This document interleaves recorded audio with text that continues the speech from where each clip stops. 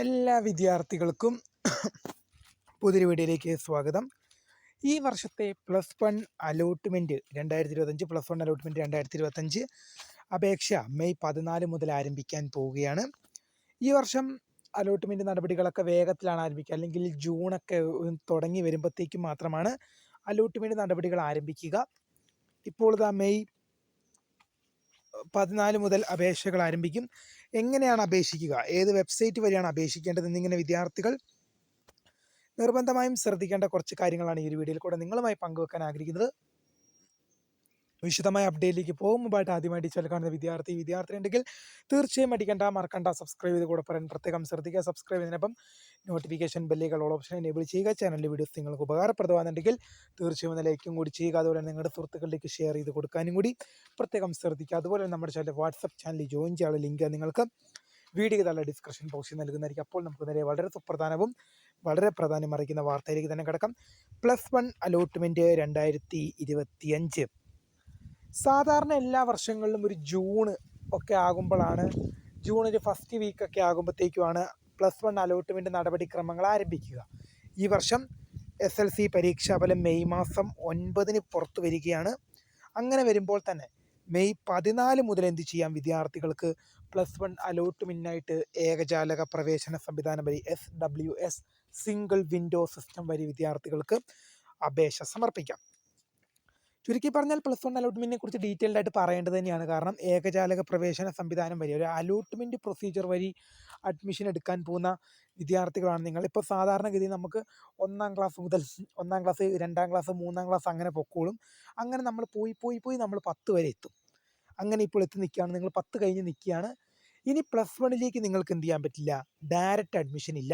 പകരം എന്ത് ചെയ്യാനേ പറ്റൂ, അലോട്ട്മെൻറ്റ് കൊടുത്ത് അലോട്ട്മെൻറ്റ് ലഭിച്ചു കഴിയുമ്പോഴാണ് നിങ്ങൾ അഡ്മിഷൻ എടുക്കേണ്ടത്. ചുരുക്കി പറഞ്ഞാൽ ഒരു അലോട്ട്മെൻറ്റ് പ്രൊസീജിയർ ആദ്യമായി അഭിമുഖീകരിക്കുന്ന വിദ്യാർത്ഥിനികളാണ് നിങ്ങൾ. അപ്പോൾ എങ്ങനെയാണ് അപേക്ഷിക്കുക, അതിനു മുമ്പ് എങ്ങനെ അപേക്ഷിക്കാമെന്ന് നമുക്ക് പറഞ്ഞതിന് മുമ്പ് ഏത് വെബ്സൈറ്റ് വഴിയാണ് അപേക്ഷിക്കുന്നത് നമുക്ക് ഡീറ്റെയിൽഡ് ആയിട്ട് പറയാം. എന്നാൽ മാത്രമല്ലേ നമുക്ക് എങ്ങനെയാണ് അപേക്ഷിക്കേണ്ടതെന്ന് പറയാൻ പറ്റും.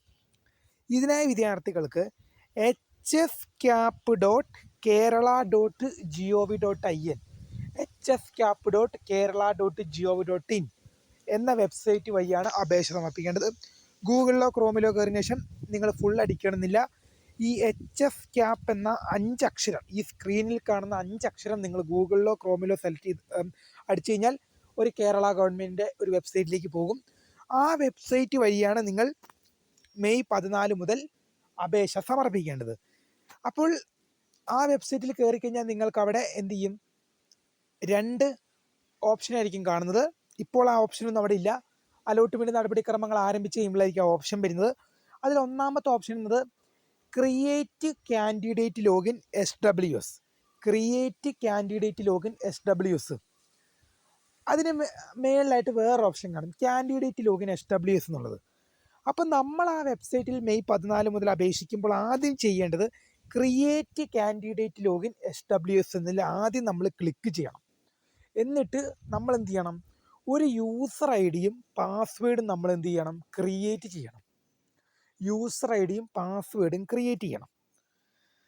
അതിനുശേഷം മാത്രമാണ് ഞാൻ പറഞ്ഞ രണ്ടാമത്തെ ഓപ്ഷൻ കാൻഡിഡേറ്റ് ലോഗിൻ SWS എന്ന ലിങ്കിൽ ക്ലിക്ക് ചെയ്യേണ്ടത്. ബാക്ക് വന്നില്ലും അതിന് നിങ്ങൾക്ക് ഒരു പ്രൊസീജിയർ മുന്നോട്ട് പോകുമ്പോൾ ലോഗിൻ ഒരു ഓപ്ഷൻ കാണും, അല്ലെങ്കിൽ ബാക്ക് വന്നാലും നിങ്ങൾക്ക് എന്ത് ചെയ്യും, കാൻഡിഡേറ്റ് ലോഗിൻ SWS എന്ന ലിങ്ക് നിങ്ങൾക്ക് അവിടെ ലഭ്യമാകും. അതിൽ ക്ലിക്ക് ചെയ്തുകൊണ്ട് നിങ്ങളുടെ പ്രൊഫൈൽ പേജിലേക്ക് നിങ്ങൾ എന്ത് ചെയ്യണം, ലോഗിൻ ചെയ്യണം. എന്നിട്ടാണ് അവിടെയാണ് നിങ്ങളുടെ എന്ത് ചെയ്യേണ്ടത്, പേഴ്സണൽ ഡീറ്റെയിൽസ്, അഡ്രസ്സ്, SLCയുടെ മാർക്ക്, ഗ്രേഡ്, റിസർവേഷൻ ഉണ്ടെങ്കിൽ ഇപ്പം എന്താണ് SPC, JRC, റെഡ് ക്രോസ് എല്ലാം ഉണ്ടെങ്കിൽ അവിടെ റിസർവേഷൻ കാറ്റഗറി ഉണ്ടെങ്കിൽ എല്ലാം, നിങ്ങളുടെ ഗ്രേസ് മാർക്ക് എല്ലാം നിങ്ങൾ എന്ത് ചെയ്യേണ്ടത്, അപ്ലോഡ് ചെയ്യേണ്ടത് നിങ്ങളുടെ ആ ലോഗിനകത്താണ്.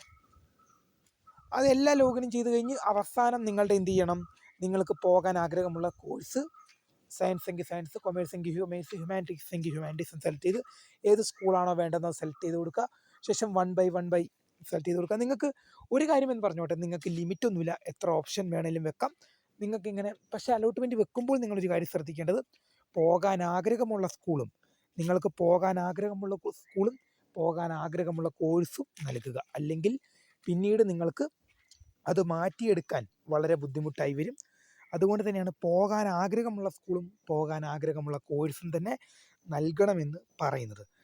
മെയ് 14 അലോട്ട്മെൻറ്റ് നടപടിക്രമങ്ങൾ ആരംഭിച്ചു കഴിഞ്ഞാൽ ട്രയൽ അലോട്ട്മെൻറ്റ് മെയ് 24 പ്രസിദ്ധീകരിക്കും. മെയ് 24 ട്രയൽ അലോട്ട്മെൻറ്റ് പ്രസിദ്ധീകരിക്കും. ഈ ട്രയൽ അലോട്ട്മെൻറ്റ് എന്ന് പറയുന്നത് അലോട്ട്മെൻറ്റ് സിസ്റ്റം കൃത്യമായി വർക്ക് ചെയ്യുന്നുണ്ടോ, അലോട്ട്മെൻറ്റ് പ്രൊസീജിയറുകൾ കൃത്യമായ രീതിയിൽ നടക്കുന്നുണ്ടോ എന്ന് പരിശോധിക്കാൻ വേണ്ടിയാണ് ട്രയൽ അലോട്ട്മെൻറ്റ് നടത്തുന്നത്. ട്രയൽ അലോട്ട്മെൻറ്റിൽ നിങ്ങൾക്കൊരു സീറ്റ് കിട്ടി, നിങ്ങൾ അപേക്ഷ കൊടുത്തു, ട്രയൽ അലോട്ട്മെൻറ്റിൽ നിങ്ങൾക്ക് സീറ്റ് കിട്ടി, നിങ്ങൾ സ്കൂളിലേക്ക് പോകേണ്ട ആവശ്യമില്ല. കാരണം ട്രയൽ അലോട്ട്മെൻറ്റ് എന്ന് പറഞ്ഞാൽ ആ പേരിൽ തന്നെ ഉണ്ട്, അലോട്ട്മെൻറ്റ് സിസ്റ്റം കൃത്യമായി വർക്ക് ചെയ്യുന്നുണ്ടോ എന്ന് ഒന്ന് ട്രൈ ചെയ്ത് നോക്കുന്നത് മാത്രമാണ് ട്രയൽ അലോട്ട്മെൻറ്റ്. അതിൽ നിങ്ങൾക്ക് സീറ്റ് കിട്ടിയിട്ട് കാര്യമില്ല. ട്രയൽ അലോട്ട്മെൻറ്റിൽ നിങ്ങൾക്ക് ഒരു പ്രവേശന സീറ്റ് കിട്ടി എന്നാൽ നിങ്ങൾക്ക് അതുകൊണ്ട് കാര്യമില്ല. നിങ്ങൾക്ക് എവിടെയാണ് സീറ്റ് കിട്ടേണ്ടത്? ജൂൺ 2 പുറത്തു വിടാൻ പോകുന്ന ഫസ്റ്റ് അലോട്ട്മെൻറ്റ് വരുമ്പോഴാണ്, അന്നേരം മുതലാണ് നിങ്ങൾ എന്ത് ചെയ്യേണ്ടത്? സ്കൂളുകളിൽ എത്തി എന്ത് ചെയ്യേണ്ടത്? അഡ്മിഷൻ എടുക്കേണ്ടത്. മെയ് 14 അപേക്ഷ ആരംഭിച്ചു കഴിഞ്ഞാൽ മെയ് 24 ട്രയൽ അലോട്ട്മെൻറ്റ് പുറത്തുവിടും. ശേഷം ജൂൺ 2 ഒന്നാം അലോട്ട്മെൻറ്റ്, മുഖ്യഘട്ടത്തിലെ ആദ്യ അലോട്ട്മെൻറ്റ് പുറത്ത്. മുഖ്യഘട്ടത്തിൽ 3 അലോട്ട്മെൻറ്റുകളാണുള്ളത്. അതിൽ ഒന്നാം അലോട്ട്മെൻറ്റ്, ഫസ്റ്റ് അലോട്ട്മെൻറ്റ് ജൂൺ 2 പുറത്തുവിടും. ആ ജൂൺ 2 നിങ്ങൾക്ക് അഡ്മിഷൻ കിട്ടിക്കഴിഞ്ഞാൽ, ആ ഫസ്റ്റ് അലോട്ട്മെൻറ്റ് സീറ്റ് കിട്ടിക്കഴിഞ്ഞാൽ നിങ്ങൾക്ക് സ്കൂളുകളിൽ പോയി അഡ്മിഷൻ എടുക്കാം. ഇനി ഫസ്റ്റ് അലോട്ട്മെൻറ്റ് സീറ്റ് കിട്ടിയില്ലേ, പേടിക്കണ്ട. മുഖ്യഘട്ടത്തിലെ രണ്ടാം അലോട്ട്മെൻറ്റ്, സെക്കൻഡ് അലോട്ട്മെൻറ്റ് എന്ത് ചെയ്യും? ജൂൺ 10 വരും. രണ്ടാം അലോട്ട്മെൻറ്റ് ജൂൺ 10 പുറത്തുവിടും. രണ്ടാം അലോട്ട്മെൻറ്റ് ജൂൺ 10 പൊതുവിദ്യാഭ്യാസ വകുപ്പ് പുറത്തുവിടും. രണ്ടാം അലോട്ട്മെൻറ്റിലും സീറ്റ് കിട്ടിയില്ലേ, പേടിക്കണ്ട.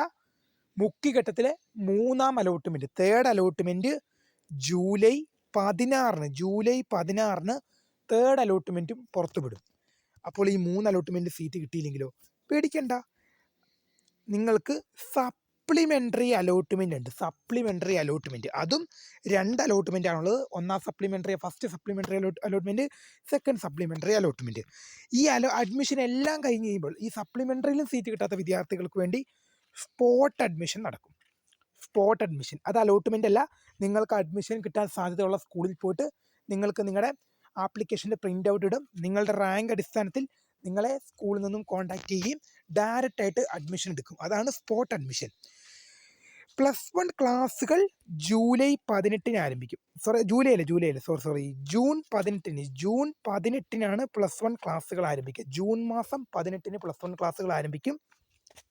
ജൂലൈ 16 ചുരുക്കി പറഞ്ഞാൽ മൂന്നാം അലോട്ട്മെൻറ്റ്, മുഖ്യഘട്ടത്തിലെ മൂന്നാം അലോട്ട്മെൻറ്റ് കഴിയുന്നതോടുകൂടി തന്നെ ക്ലാസ്സുകൾ നടപടികളൊക്കെ ആരംഭിക്കും. 16 അലോട്ട്മെൻറ്റ് വന്നു കഴിഞ്ഞാൽ ജൂലൈ 16 തേർഡ് അലോട്ട്മെൻറ്റ് വന്നാൽ ജൂലൈ 18 മുതൽ എന്ത് ചെയ്യും? നിങ്ങൾക്ക് ജൂലൈ 18 മുതൽ ക്ലാസ്സുകൾ ആരംഭിക്കും. ഈ ക്ലാസ്സുകൾ തുടങ്ങിയതിന് ശേഷമാണ് സപ്ലിമെൻ്ററി അലോട്ട്മെൻറ്റും സ്പോട്ട് അഡ്മിഷനും ഒക്കെ നടക്കുക. എന്തായാലും ഇക്കാര്യങ്ങൾ ശ്രദ്ധിച്ച് മുന്നോട്ട് പോവുക. അലോട്ട്മെൻറ്റ് എന്താണെന്നും ഒക്കെ നമ്മൾ വളരെ ചെറിയ സമയം കൊണ്ട് നമ്മൾ എന്ത് ചെയ്തു? ഏതാണ്ട് എല്ലാ ഭാഗങ്ങളും കവർ ചെയ്തു. അലോട്ട്മെൻറ്റുമായി ബന്ധപ്പെട്ടുള്ള ഏതാണ്ട് നമ്മൾ ഈ അലോട്ട്മെൻറ്റ് നടപടികളൊക്കെ 2-3 കൊല്ലമായി നമ്മൾ ഈ വീഡിയോ ചെയ്യാൻ തുടങ്ങിയിട്ട്. അപ്പോൾ നമ്മൾ ഏതാണ്ട് എല്ലാ ഭാഗവും തന്നെ, ഏതാണ്ടല്ല മുഴുവൻ അലോട്ട്മെൻറ്റുമായി ബന്ധപ്പെട്ടുള്ള മുഴുവൻ ഭാഗങ്ങളും ഒരു ചെറിയൊരു സമയം കൊണ്ട് നമ്മൾ കവർ ചെയ്തു. ഇനി അലോട്ട്മെൻറ്റുമായി ബന്ധപ്പെട്ടുള്ള നടപടികൾ ഓരോ സ്റ്റേജ് കടന്നു പോകുമ്പോഴും തീർച്ചയായും അതുമായി റിലേറ്റ് ചെയ്യുന്ന അപ്ഡേറ്റ് നിങ്ങളിലേക്ക് എത്തിക്കും. അപ്പോൾ പുതിയ വീഡിയോ കാണുന്നവരെ my name is founder of Scribe for the career guidance. Thanks for watching. By.